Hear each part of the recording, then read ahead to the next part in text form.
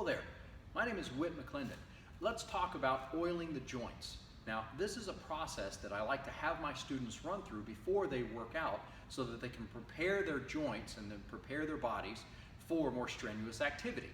Now, oiling the joints means moving the joints through their range of motion because that pumps synovial fluid into the joint and helps lubricate it and protect it.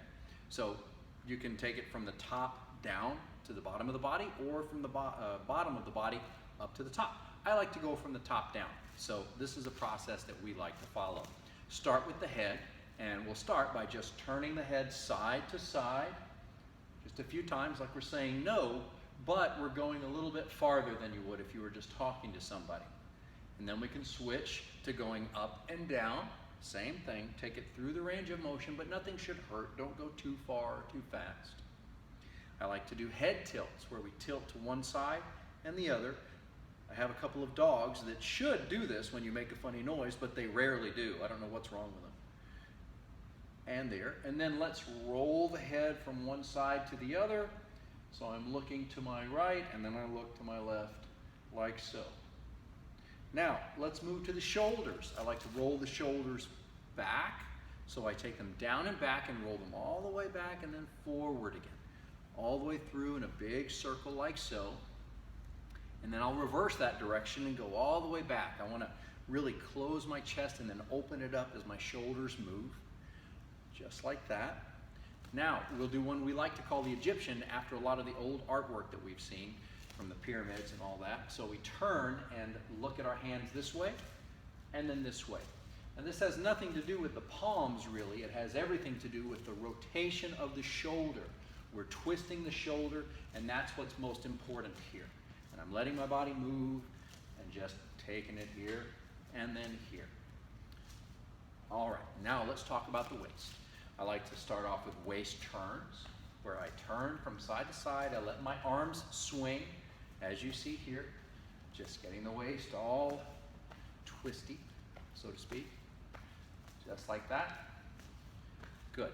And now we'll do waist circles, big circles. We'll take it all the way around in one direction, and work the hips and everything all the way here, just like we're doing a big hula hoop, and then go in the other direction, like so. Just like that. Now we'll put our feet together and our knees together. I like to put my hands here and then rotate my knees together in one direction a few times, just like so. And then I'll take them in the other direction, just like that. Good. And then the last one, I'm going to take my feet and put them in front and keep your legs nice and still. This is for your ankle, not your knee. So you don't want a giant motion here. What I'm going to do is trace the outline of my foot on the floor, just like that. I don't want to touch the bottom of my foot, just the outsides. So I trace it around, and then I will change directions and trace it in the other direction, just like so, limbering up that ankle. And then I'll switch and use the other foot, and it's the same process. Keeping my knees still, I want to try and trace the outsides of my foot on the floor, going in one direction and then going in the other direction, just like so. Okay, so now the joints are all oiled up. And it's always a good idea if your workout that you have planned, let's say that it has push-ups, squats, and sit-ups in it, then after you've oiled up your joints, do a handful of repetitions of each one of those exercises. Do some push-ups, do some squats, do some sit-ups. This is not actually part of the workout. You're just preparing your body so that then you can work it out more strenuously. So if you work up a little bit of a sweat during that process, great.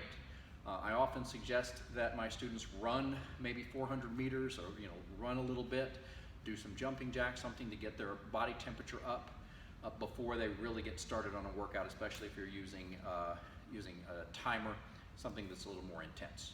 So there you have it, oiling the joints, a little talk about warm-ups. So I hope you enjoy your workout.